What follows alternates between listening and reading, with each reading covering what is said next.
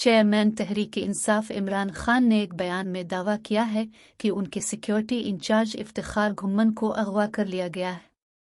ان کا مزید کہنا ہے کہ یہ سب لندن پلان کا حصہ ہے، جہاں نواز شریف کو پی ٹی آئی کو کچلنے کی یقین دہانی کرائی گئی ہے۔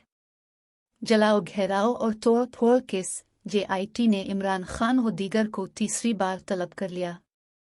قبل ازیں شیخ رشید سے ٹیلی فونک گفتگو میں عمران خان نے کہا کہ عدلیہ کو متنازع بنایا جا رہا ہے، الیکشن ہی جمہوریت کو قائم رکھنے کا بہترین حل ہے۔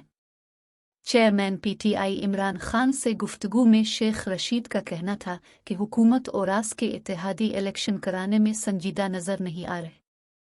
اس کے علاوہ چیئرمین پی ٹی آئی نے کارکنوں سے افطار کے موقع پر بھی گفتگو کی اور کہا کہ پیسے لے کر اپنے ضمیر کا سودا کرنا شرک ہے۔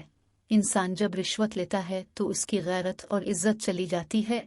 بزدل آدمی نواز شریف تو بن سکتا ہے، لیڈر نہیں بن سکتا۔